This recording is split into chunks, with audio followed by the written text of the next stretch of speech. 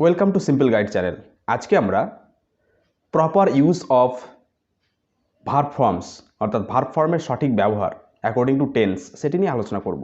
মূলত এগুলো কীভাবে পরীক্ষায় থাকে, বিদ্যালয়ের ছাত্রছাত্রী এছাড়াও কম্পিটিটিভ পরীক্ষার জন্য যারা খাটাখাটি করছো সবার জন্য কিন্তু অত্যন্ত গুরুত্বপূর্ণ বিষয় হলো এই proper use of verb forms.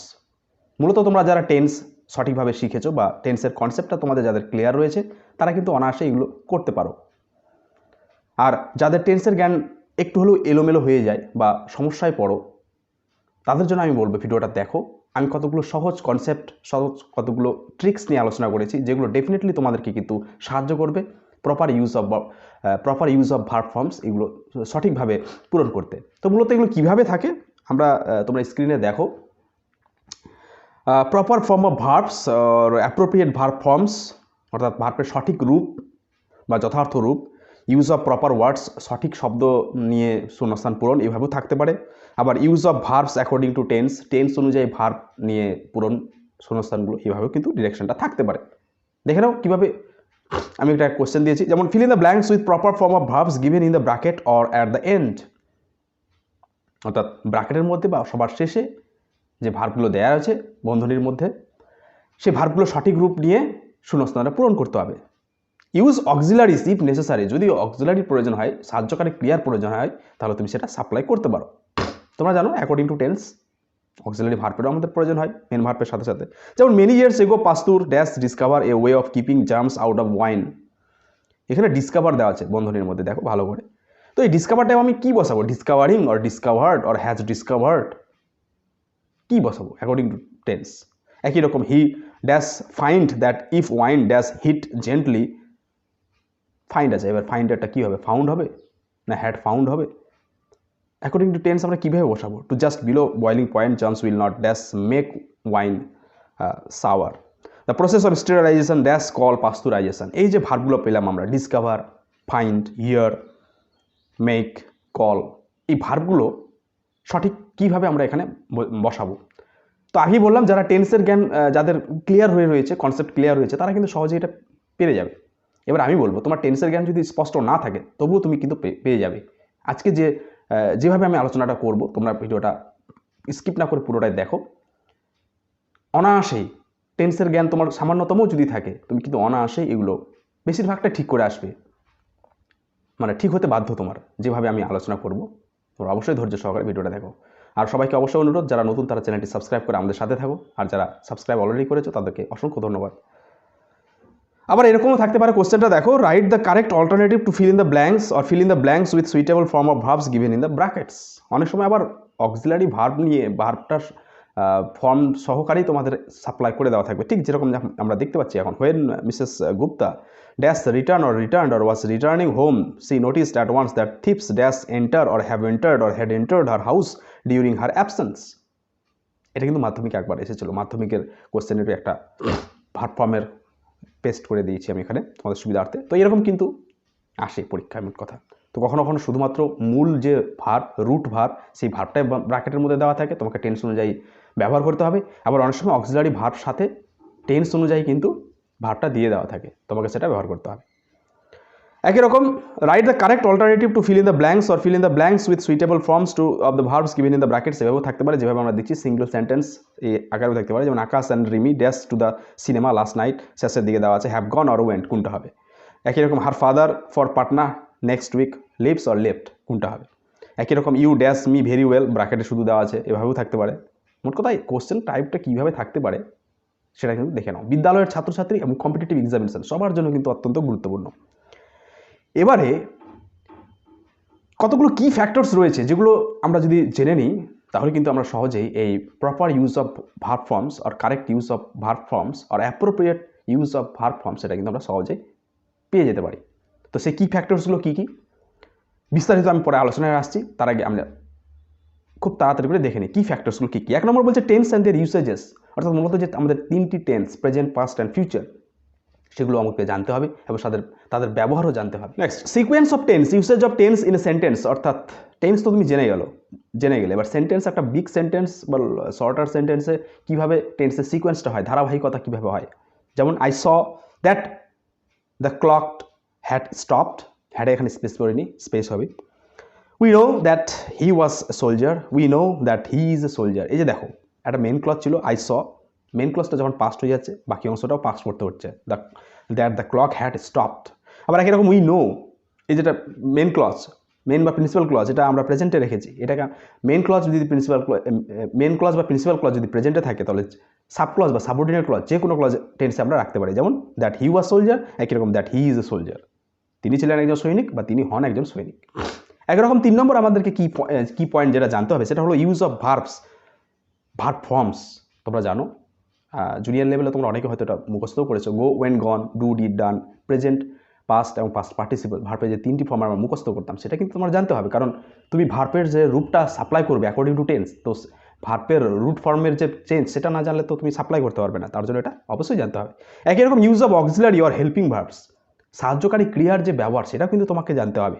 যেমন I have bought the book, এখানে আই এর পর হ্যাভ হচ্ছে, he has bot the book, হি এর পর আবার হ্যাজ হয়ে যাচ্ছে।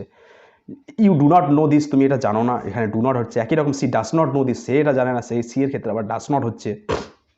এগুলো জানতে হবে। একই রকম ইউজ অফ মোডালস, মোডাল ভার্বগুলো কিন্তু জানতে হবে। আই ক্যান, কুড, মে, মাইট, এই যে মোডালসগুলো রয়েছে, যেমন আই ক্যান, উই ক্যান, এগুলো পার্সন অনুযায়ী টাইম সব সময় একই রকম হয় মোডালসগুলো, তোমরা জানো সেটা। এবারে বি ভার্বগুলোর যে বি ভার্বগুলো অনেক সময় আবার মেন ভার্ব হিসেবে ব্যবহার হতে পারে, বাকি আবার অক্সিলারি ভার্ব হিসেবে ব্যবহার হতে পারে। সেগুলোর যে টেন্স অনুযায়ী ব্যবহার সেটা আমি দিয়ে দিচ্ছি। অ্যাম ইজ আর প্রেজেন্ট টেন্সে অর্থাৎ ভি ওয়ানের ক্ষেত্রে, ওয়াজ ওয়ার পাস্ট টেন্সে অর্থাৎ ভি টুর ক্ষেত্রে, আর বিন হচ্ছে পাস্ট পার্টিসিপেলের ক্ষেত্রে। ডু ডাজ হচ্ছে প্রেজেন্ট টেন্সে, হ্যাঁ, নেগেটিভ স্ট্রাকচার এবং কোশ্চেনের ক্ষেত্রে আমরা ব্যবহার করি।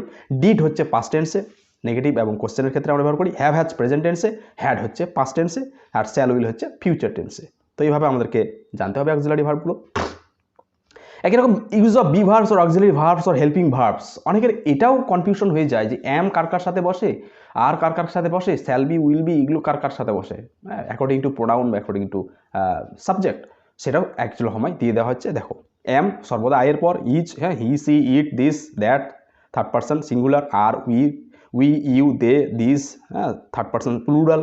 একই রকম ওয়াচ পাস্ট টেন্সে, I, he, she, it, this, that, third person singular. Were, we, you, they, there, হ্যাঁ, থার্ড পার্সন প্লুরাল। একই রকম been, in all cases in past participle, past পার্টিসিপেলে থাকলে আমরা বিন ব্যবহার করি। একই রকম ডু কখন কখন বসে, ডাস কখন বসে, ডিড কখন বসে, এক ঝলকে দেখে নাও, আমি এগুলো আর রিডিং পড়ছি না, ভিডিওর দৈর্ঘ্য অনেকটা হয়ে যাবে। একই রকম হ্যাভ কখন কখন বসে, হ্যাজ, হ্যাড, হ্যাঁ, তোমাদের একদম বেসিক কনসেপ্টটাও কিন্তু ক্লিয়ার করে দেওয়ার চেষ্টা করছি, কারণ এটাও তো জানতে হবে। তো এভাবে তোমাদেরকে প্রথম কনসেপ্টটা নিয়ে নিতে হবে, অক্সিলারি ভার্ব, বি ভার্বের যে ব্যবহারগুলো, টেন্স জানতে হবে, সিকোয়েন্স অফ টেন্স সেটাও জানতে হবে। তারপর 4 নম্বরে আমাদেরকে জানতে হবে যেটা রুলস অফ সেন্ট্যাক্স আর সাবজেক্ট ভার্ব এগ্রিমেন্ট। এটাও কিন্তু অত্যন্ত গুরুত্বপূর্ণ একটা টপিক গ্রামারে। যেমন একটা সেন্টেন্সটা খেয়াল করো, mister Barman as well as his sons is here. সেন্টেন্সটার মধ্যে খেয়াল করো, মিস্টার বর্মন তার সাথে সাথে তার ছেলেরা এখানে রয়েছে।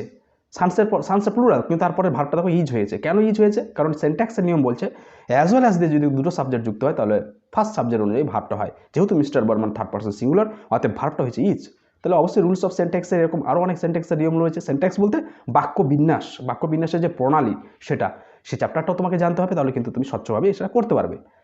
এত সব কিছু করার পরেও আরও কি জিনিস রয়েছে এগুলো তোমার অস্পষ্ট যদি হয়েও থাকে, তুমি শর্টকাটে কীভাবে করতে পারবে সেটা কিন্তু আমি একটু পরেই বলবো। তুমি সেন্টেন্স জানো না, তুমি টেন্স জানো না, তুমি কিছুই জানো না, কিন্তু কতগুলো ক্ষেত্র রয়েছে সেটা যদি তুমি জানো তাহলে কিন্তু সহজেই করতে পারবে। আর একটু পরে আমি বলার চেষ্টা করছি, ভিডিওর দৈর্ঘ্য বেশি হতে পারে, স্কিপ না করে পুরোটাই দেখার চেষ্টা করো। আচ্ছা, এরপরে যেটা জানতে হবে 5 নম্বরে noun, pronoun or parts of speech and number. Noun pronoun জানতে হবে, পার্টস অফ স্পিচ জানো তোমরা, 8 রকম পার্টস অফ স্পিচ, সেটা সম্পর্কে একটা ধারণা রাখলে ভালো হয়। একই রকম নাম্বার অর্থাৎ সিঙ্গুলার, প্লুরাল, এটার যে কনসেপ্ট সেটাও তোমাদেরকে জানতে হবে।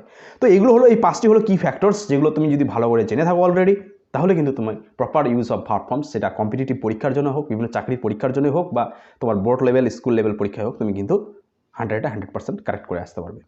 এবারে আমি যেটার জন্য আজকের এই ভিডিওটা, সেটা হচ্ছে easy and shortcut method to use proper form of verbs. আমি সমস্ত কিছু অস্পষ্টভাবে জানি, বা আমার সময় নেই মোট কথা, বা তুমি ওভারলুক করেছো, সেক্ষেত্রেও তুমি সহজে কীভাবে প্রপার ভার্ব ফর্মগুলো, proper use of verb forms করতে পারবে। Easy and shortcut method to use proper form of verbs, দেখো স্ক্রিনে আসছে। এক নম্বরে আমরা আলোচনা করবো what use first form of verbs, কোথায় V1 বসাবো। তুমি ব্র্যাকেটের মধ্যে ওরকম শব্দ পাচ্ছ, ভার্ব পাচ্ছ, কোথায় আমি ভার্বের যেটা ব্র্যাকেটের মধ্যে রয়েছে সেই ভার্বটাই সরাসরি হুবহু সেই শূন্যস্থানে বসাবো, কোথায় কোথায় কোন কোন ক্ষেত্রে। Universal truth or habitual action, general truth, present indefinite টেন্সে তোমরা জানো সার্বজনীন সত্য, কোনো অভ্যাসগত কাজ এবং সাধারণ সত্যর ক্ষেত্রে আমরা এটা বোঝাই। যেমন মিস্টার রয় ড্যাশ টিচ আস এভরিডে, তো কী হবে এটা মিস্টার রয় আছে টিচার্স হবে, প্রেজেন্ট ইনডিফিনিট টেন্স শুধু ইয়েস যোগ হবে। একই রকম I dash in the pond, আমি পুকুরে স্নান করি, কি বাতি হবে, ভার্বটা বসে যাবে। The earth dash move round the sun, তো কী হবে the earth moves round the sun, পৃথিবী সূর্যের চারিদিকে ঘোরে। অর্থাৎ এরকম আমরা চিরন্তন সত্য, অভ্যাস, জেনারেল ট্রুথ, সেগুলো কিন্তু আমরা সবসময় এরকম কনসেপ্ট তোমরা যেখানে যেখানে পাবে সেখানে ভার্ব যেটা রয়েছে মূল ওয়ার্ড ব্র্যাকেটের মধ্যে সেটাই হুবহু কিন্তু বসিয়ে দেবে।